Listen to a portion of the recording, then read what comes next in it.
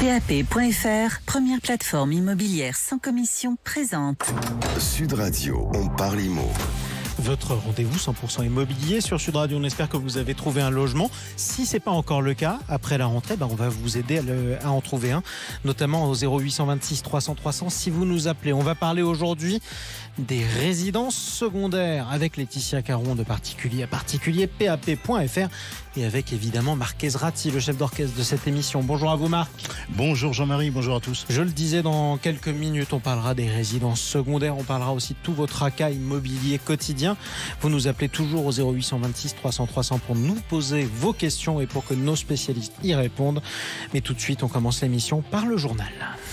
Big Mat, les bâtisseurs ont leur maison, présente Sud Radio, on parle immo, le journal. Le journal de l'immobilier qui débute cette semaine, Marc, par la taxe foncière. On en a parlé sur Sud Radio. Elle commence à arriver dans les boîtes aux lettres des propriétaires et elle flambe. Et cette année, l'addition risque effectivement d'être très salée pour de nombreux propriétaires.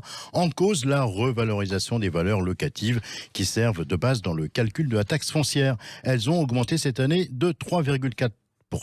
Ajoutez à cela un changement dans le calcul qui prend désormais en compte l'inflation, et là inévitablement la facture risque de s'envoler dans pas mal de communes. Alors en moyenne, si la taxe foncière en France progresse de 1,9%, dans certaines villes c'est pas du tout le même cas, puisque 9% à Strasbourg, 12% à Tours et même plus de 13% à Marseille. Dans le département numéro 13, effectivement, c'est pas de chance pour les Marseillais. Marc, cette taxe foncière, elle va encore augmenter dans les années à venir ou pas ? Et oui, malheureusement, à compter de 2026, le mode de calcul des valeurs locatives cadastrales va évoluer et prendra en compte les loyers pratiqués en 2023 et non pas ceux de 1970 comme c'est aujourd'hui le cas. Et ça, c'est un nouveau coup de dur en perspective pour les propriétaires. Et Dieu sait si les loyers ont augmenté en 50 ans, effectivement. Oui. En 53 ans. Allez, on oublie un peu la taxe foncière, on parle de colocation. Une enquête BVA qui nous apprend un peu plus qui nous en apprend un peu plus en tout cas sur ce mode d'habitation. Et dans cette enquête BVA réalisée pour le site Colocataire, on apprend qu'un quart des Français vit ou a déjà vécu en colocation. Sans surprise, les jeunes sont les plus nombreux à pratiquer la coloc, alors que 86% des retraités ne l'ont jamais expérimenté. On apprend également que 20% aujourd'hui des étudiants vivent en colocation. Et enfin, concernant les critères de la coloc idéale, les Français sont 59% à évoquer l'existence d'un espace vert. Ah oui, pour eux, il faut un jardin dans la coloc idéale. S'il n'y a pas de jardin, c'est pas la coloc idéale. Bon, justement, tiens, là où il y a peu d'espace vert, à Paris, Marc, on a découvert qu'un homme louait un appartement d'à peine plus de 4 mètres carrés. Et ce locataire, c'est un serveur qui est en CDI dans une brasserie parisienne. Et il loue depuis 4 ans un logement d'à peine plus de 4 mètres carrés.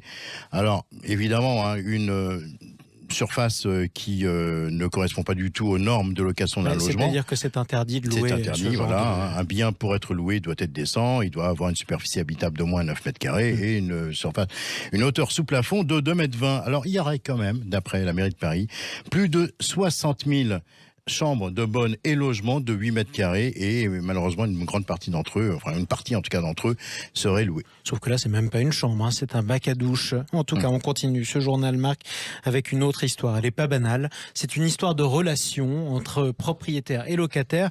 Ça s'est passé à Carcassonne cet été. Et en conflit pour des impayés de loyer, une propriétaire a profité de l'absence de ses locataires partis en vacances pour vider la maison qu'ils occupaient. La propriétaire a même organisé un vide-grenier sauvage où de très nombreux riverains sont venus se servir sans scrupule. Eh oui. Rentrés de vacances, les locataires ont néanmoins pu récupérer quelques-uns de leurs biens après avoir porté plainte au commissariat. De son côté, la propriétaire indélicate est poursuivie pour vol avec effraction. Effectivement, on rappelle, vous ne pouvez pas vous faire justice vous-même. Et si vous êtes propriétaire, même si le locataire depuis plusieurs mois ne paye pas son loyer, il faut malgré tout laisser les procédures qui sont très longues se faire dans les règles, sinon ça peut vous retomber dessus. Merci Marc Ezrati pour ces informations. Tout de suite, la Minute Viager avec notre partenaire Senior Consulting Group. Et cette semaine, Marc, vous nous expliquez, c'est votre mission, vous nous expliquez la différence entre un viager occupé et un viager libre. Le viager, c'est l'occasion pour un investisseur et un propriétaire senior de se rencontrer pour réaliser un projet. Ce projet dépendra évidemment du souhait du vendeur. D'abord, est-ce qu'il veut rester dans le logement après l'avoir vendu ? En effet, contrairement à une idée reçue, le viager n'est pas forcément occupé, même si cela reste la grande majorité des cas. Le vendeur peut vendre en viager libre, c'est-à-dire libre d'occupation, pour aller vivre ailleurs et toucher ses rentes jusqu'à son décès ou pendant une période donnée. Dans le cas d'un viager libre, l'acquéreur pourra alors, dès la signature de l'acte authentique, occuper le logement ou le louer. Ou le louer, en tout cas. Et du coup, c'est quoi la différence entre les deux ? J'imagine que le montant du viager n'est pas le même. Si vous voulez, le viager, il y a un droit d'usage et d'habitation. Voilà, un VUH. Et c'est ça qui fait la différence de prix entre le libre et le... C'est là toute la différence. Et l'occupé, vous restez dans les lieux. Effectivement, ce qui est plutôt pratique. Merci Marc Ezrati. Restez avec nous. On se retrouve dans quelques instants. Viager ou pas viager, on va parler de résidence secondaire en compagnie de Laetitia Caron qui emménage en ce moment même dans le studio de Sud Radio pour le groupe Particulier à Particulier. Restez avec nous si vous avez des questions à nous poser, des questions même qui vous paraissent bêtes, mais qui ne sont pas bêtes, qui concernent votre logement, qui concernent votre loyer, qui concernent votre propriété, ce à quoi vous êtes astreint. 0826 300 300. Vous nous appelez, vous nous posez vos questions et on vous répond dans un instant sur Sud Radio. Sud Radio, le Mac de l'Imo, décryptage et tendance de l'immobilier. Votre rendez-vous 100% immobilier sur Sud Radio. On parle immobilier avec Marc Ezrati. Aujourd'hui avec Laetitia Caron. Bonjour Laetitia. Bonjour Marc. On va parler cette semaine des résidences secondaires. C'est un marché qui semble-t-il se porte plutôt bien, même très bien, mais qui n'est pas sans poser quelques problèmes. Alors pour commencer, combien de résidences secondaires on compte en France ? Alors en 2020, Marc, on comptait 3 600 000 résidences secondaires. C'est le dernier chiffre qu'on a en statistique, qui a dû un petit peu changer, mais pas trop, contre 3 100 000 en 2010. Donc ça fait quand même 500 000 résidences secondaires de plus en 10 ans.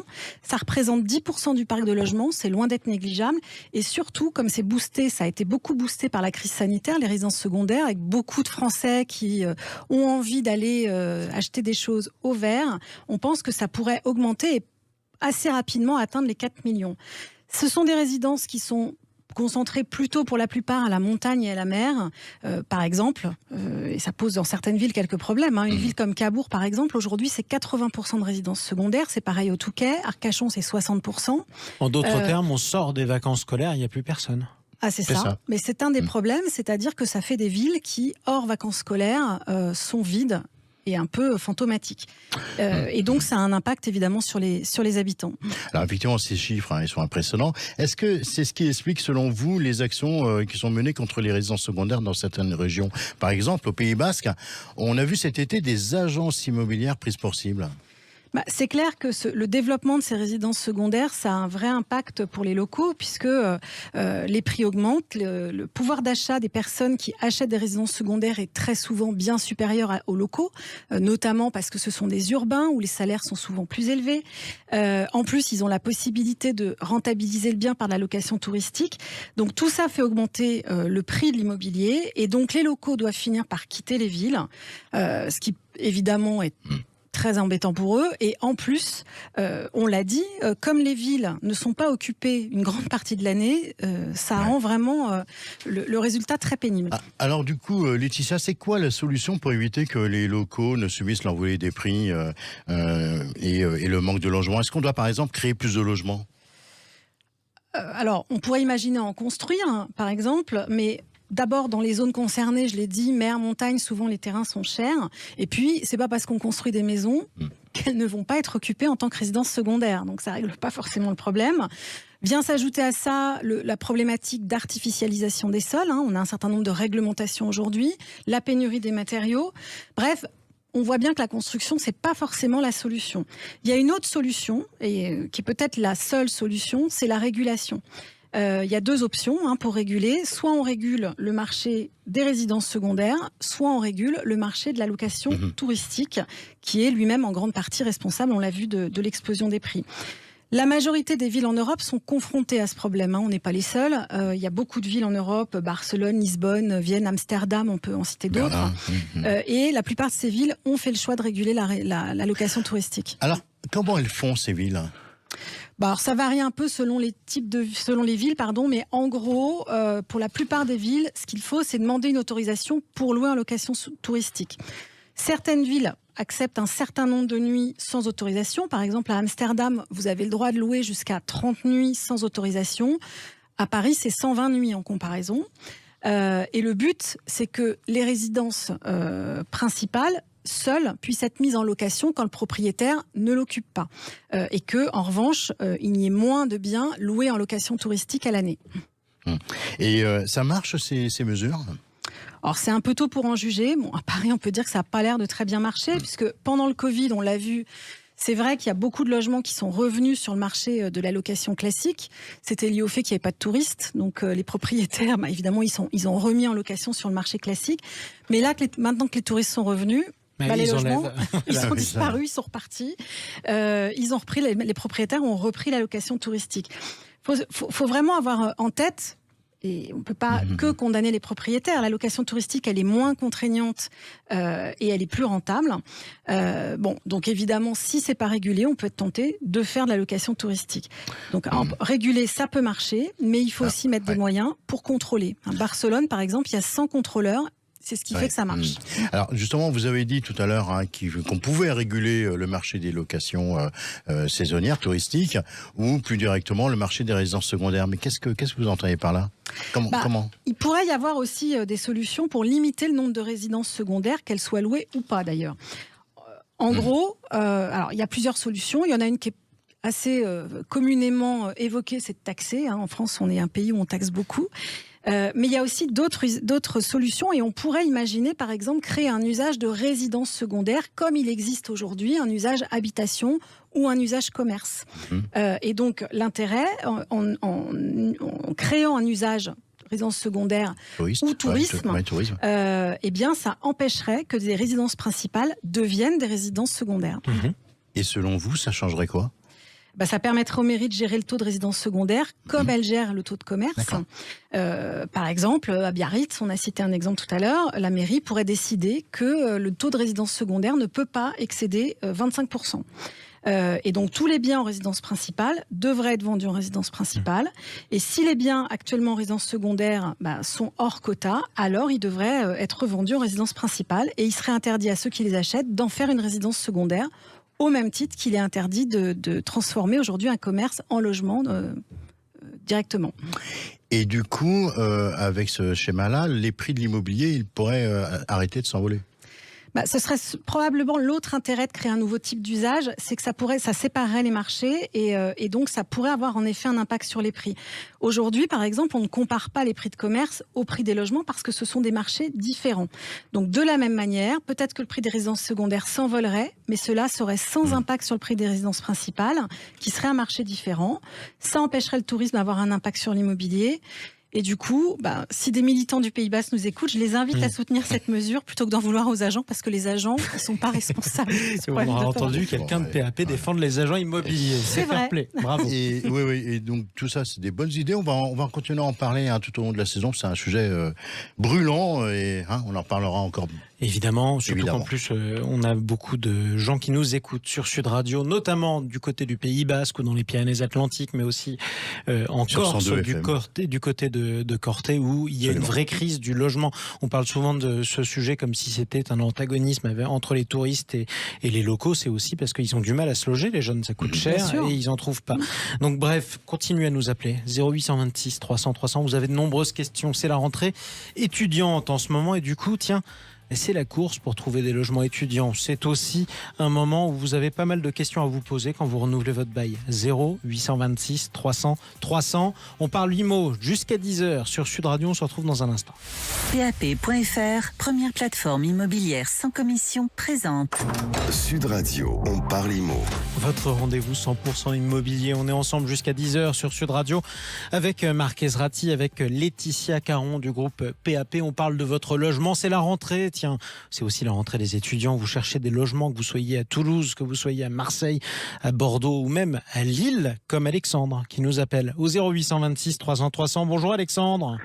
Bonjour, vous allez bien? Mais écoutez, nous ça va, on a un logement, mais c'est pour ça que vous nous appelez justement. Je vous laisse entre les mains de Marc Ezrati. Bonjour Alexandre. Alors, Bonjour. vous êtes étudiant à Lille et visiblement vous galérez pour trouver un appart. Expliquez-nous ça. En fait, voilà, j'ai ma rentrée qui va être le 19 septembre et là, ça fait 2 mois que je suis en recherche active pour trouver un appartement sur l'île. Et j'ai beau consulter beaucoup d'annonces, envoyer beaucoup de messages, pour le moment, j'ai très peu de réponses. Les rares réponses que je vais recevoir sont plutôt négatives ou sinon l'appartement est déjà pris. Donc du coup, je ne sais pas trop quelles seraient les meilleures solutions pour trouver un appartement parce que pour le moment, j'ai pas de solution de me loger sur l'île. Et aussi, j'avais entendu qu'il y avait beaucoup d'arnaques qui pouvaient se trouver sur ces sites. Donc je voulais aussi savoir comment éviter ces arnaques. Eh ben, écoutez, on va essayer on va poser la question à Laetitia Caron, directrice générale de PAP qui est avec nous. Alors, Laetitia, on comprend l'angoisse d'Alexandre. Qu'est-ce qu'on peut faire pour multiplier ses chances de trouver un logement ? Eh bien, bonjour Alexandre. Alors, c'est vrai qu'à la rentrée, il y a une très forte pression parce qu'il y a beaucoup de recherches. C'est Tout le monde stressant. cherche en même temps, tous les étudiants cherchent en même temps. Et puis à Alors Lille, que le pic d'offres, il est plutôt en juin parce que les étudiants qui quittent leur logement, ils le quittent en juin. Donc, il y a un petit décalage. Bon, après, c'est pas impossible et on va donner des conseils à Alexandre. Bon, alors d'abord, premier conseil, impératif, ça paraît évident, mais de répondre rapidement aux annonces dans la journée. Il faut être très réactif parce que il doit s'en rendre compte, il n'est pas tout seul. Pour ça, il faut créer une alerte email et répondre très vite. Quand on répond sur son message, faire un message complet. On met pas juste « bonjour, je suis intéressé » ou « est-ce que votre appart est toujours dispo ?» C'est vraiment se présenter. Donc Alexandre, voilà, je me présente, je suis étudiant à telle université, mes revenus sont de temps, mes parents se portent caution, leurs revenus sont de temps, je perçois également des aides, etc. En gros, Alexandre, présentez-vous comme le gendre idéal. C'est compris ou pas ? C'est à peu près ça. Tout à fait. Laetitia Caron. Voilà. Et puis si, malgré ça, vous n'avez pas de réponse, parfois, il faut aussi revoir vos critères. Ça peut être une question de critères. Ah, ouais. Alors justement, Laetitia, qu'est-ce qu'on peut revoir sur ces critères ? Une solution pour Alexandre, ça peut être de s'orienter sur un logement vide. Je sais que la plupart des étudiants cherchent idéalement un logement meublé, évidemment. Ça paraît plus simple quand on s'installe. Mais d'abord, haro sur les logements meublés, il y a aussi des logements vides. Or, meubler un logement vide, ça peut ne pas coûter du tout très cher pour un étudiant. Il y a beaucoup de meubles d'occasion. Et puis, un logement étudiant, il va falloir acheter un lit, un bureau, une table, 2 chaises. Bon, c'est pas un budget forcément Une passoire énorme. à pâtes, Aussi. évidemment. On a tous les Exactement. mêmes souvenirs. Une bouilloire. Bon. Mais voilà, en location vide, souvent, en plus, les coins cuisine sont équipés. Donc, c'est pas forcément un gros budget. Et surtout, le loyer en location vide, il est souvent moins cher qu'en meublé. C'est souvent 10% moins cher à peu près. Et puis, le dépôt de garantie est moins élevé. En meublé, c'est 2 mois de loyer hors charge. En vide, c'est 1 mois. Bon, donc, l'écart, ça peut payer le Après, il y mobilier. a une différence qui est importante aussi entre le meublé et le logement vide. C'est notamment la rupture de bail, le préavis. Oui, alors, sauf que pour le locataire, Oui. c'est Ouais, 1 mois de c'est un préavis, mois. quoi qu'il Ça arrive. revient au même. Surtout en zone tendue, comme Lille, la ouais. ville de Ouais, Lille. ouais. Donc, Alexandre n'a pas d'inquiétude Bon, là-dessus. allez-y. Imaginons que Alexandre, et c'est ce qu'on lui souhaite, décroche une visite. Est-ce qu'il y a un truc ou des astuces pour valoriser son dossier ? Alors déjà, l'importance de l'attitude, ne pas négliger son attitude. Il faut faire bonne impression, être sérieux, poli. On parlait tout à l'heure du genre Du genre idéal. idéal. C'est un peu aussi comme un premier entretien d'embauche. On Voilà. vous met pas Ou du une tout la première pression, rencontre. Alexandre. On vous met pas du tout la pression. Ou une première rencontre aussi, Bon. c'est bien aussi. Et moi, ce que je conseillerais, pour avoir l'air sérieux, ce qu'il faut, c'est venir avec son dossier. C'est pas arriver les mains vides. Préparer son dossier en amont, ça veut dire préparer toutes les pièces, avoir les originaux, avoir aussi des photocopies qu'on va pouvoir laisser au propriétaire. C'est quoi les pièces, Laetitia, qu'un étudiant doit présenter Alors, les dans pièces, son dossier ? c'est assez simple. Sa pièce d'identité, sa carte d'étudiant, une attestation d'inscription dans l'école ou l'université, les 3 derniers bulletins de salaire si Alexandre a un job. Il y a beaucoup d'étudiants qui ont des jobs, donc là, je ne sais pas si Alexandre a un job, ou Non. son contrat de travail. Et puis, il ne faut pas oublier les pièces concernant les garanties. Alexandre, vos parents se portent garant pour vous ? Oui, Ok. ils sont garants. Ils sont salariés, ils sont propriétaires ? Ils sont indépendants et propriétaires. D'accord. Alors, il faut que dans votre dossier, vous fournissiez aussi la pièce d'identité de vos parents, un justificatif de revenus.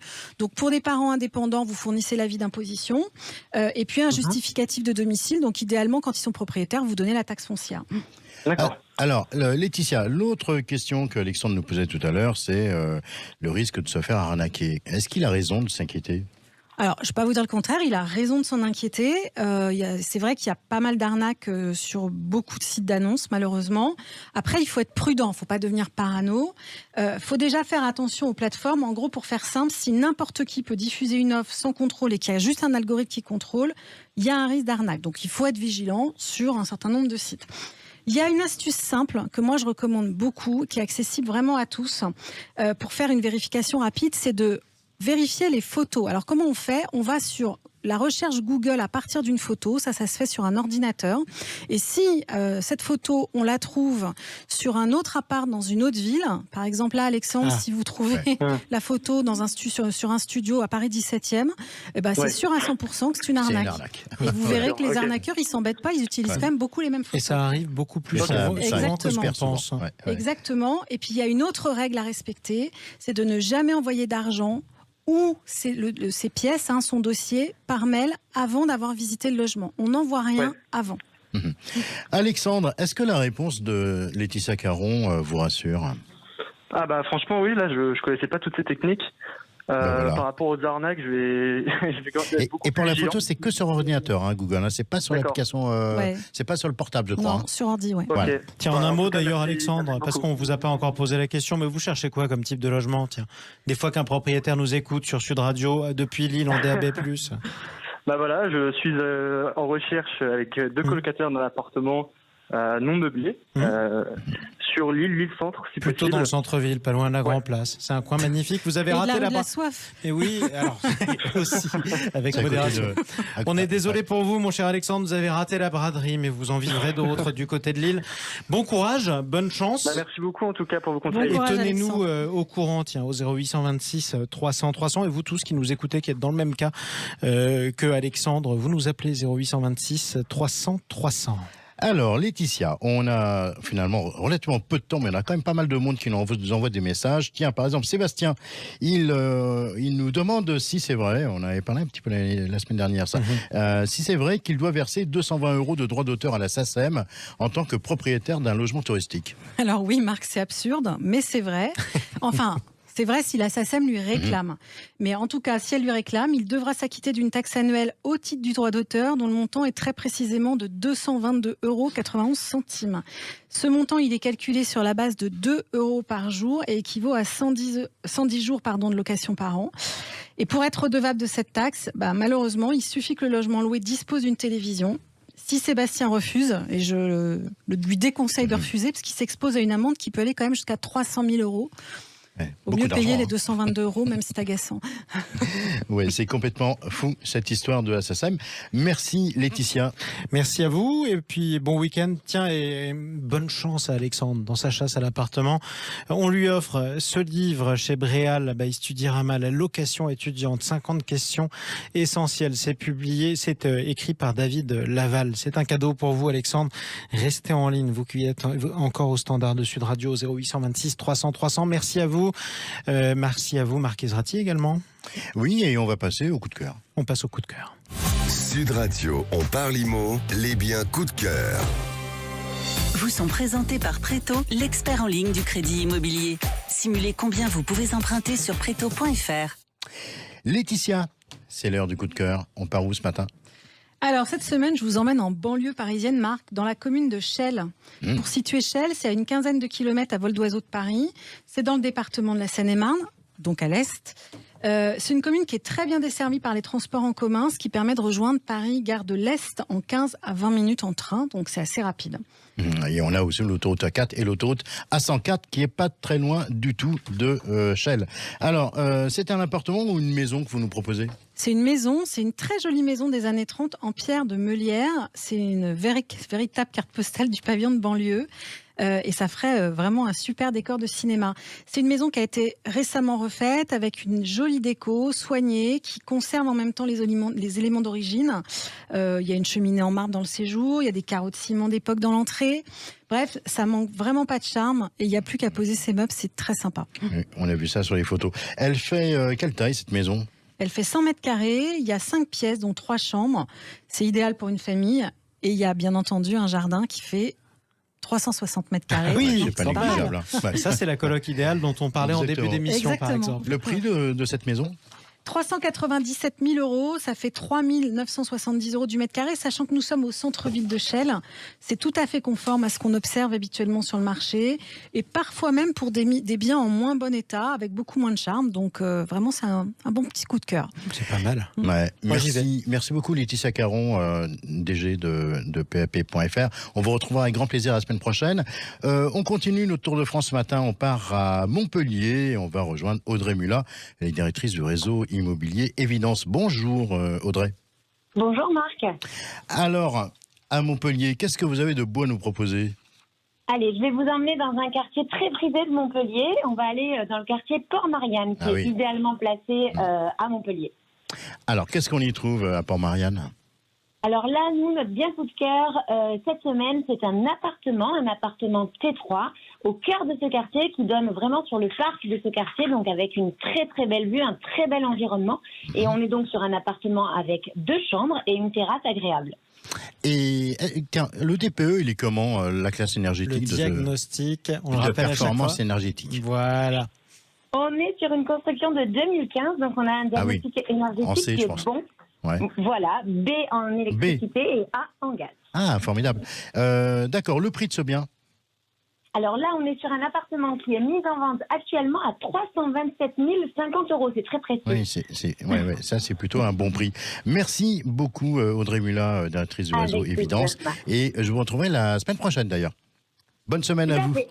Allez, Bonne on file tout de suite à Clermont-Ferrand et on retrouve Julien Semonsu. Bonjour Julien. Bonjour, toute l'équipe de Sud Radio. Bonjour. Consultant chez Foncia, donc à Clermont. Alors, Julien, qu'est-ce que vous avez de beau à nous proposer à Clermont ? Alors, cette fois-ci, on a du coup un appartement qui est situé à proximité du parc Montjusé de Clermont-Ferrand, donc pas très loin du centre-ville. Un appartement du coup type 5, un grand volume de 101 mètres carrés. D'accord. Et qu'est-ce que... on a une terrasse, on a un extérieur pour cet appartement ? Alors, oui, exactement. On a un balcon filant, du coup. L'appartement est traversant nord-sud, les chambres au nord et la pièce à vivre, du coup, au sud, avec un double séjour avec parquet. Il est ultra lumineux, au calme, dans une résidence vraiment top. D'accord.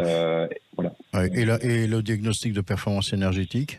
Le DPE, on est sur un immeuble années 70, on est en E, du coup, On pour est en celui-ci. E, d'accord. Oui, Bon, avec et, double vitrage. d'accord. Et le prix ? Le prix, on est à 205 000 €. Il vient tout juste de baisser. Ah oui. Et C'est en plus d'un coup de cœur, un bon plan. Exactement. Merci beaucoup Julien. Alors toutes ces images des biens présentés par Laetitia Caron, Audrey Mulat et vous, Julien Semonsu, sont à retrouver sur les réseaux sociaux de Sud Radio. On peut également aussi et surtout appeler le standard de Sud Radio. On rappelle le numéro 26 300 300. 0826 300 300. Tiens, vous cherchez un logement, vous avez une question, vous nous appelez, vous nous laissez des messages, un message au moins. On vous rappelle, on vous répond avec nos spécialistes de l'immobilier, avec Laetitia Caron samedi prochain, avec également Marc Kesrati. On parlera de quoi la semaine prochaine ? On parle de l'érosion des côtes et du recul du trait de côte, hein, parce que Le si on ne fait recul pas du gaffe, trait de côte qui ne va peut-être pas... à la fin du siècle et même bien avant, on pourrait voir disparaître quelques dizaines de milliers de maisons. Hélas, ça ne va pas s'arranger, c'est le changement climatique. On est tous dedans. Merci beaucoup Marc Kesrati. Sud Radio, on parle immo. Avec PAP.fr, première plateforme immobilière sans commission.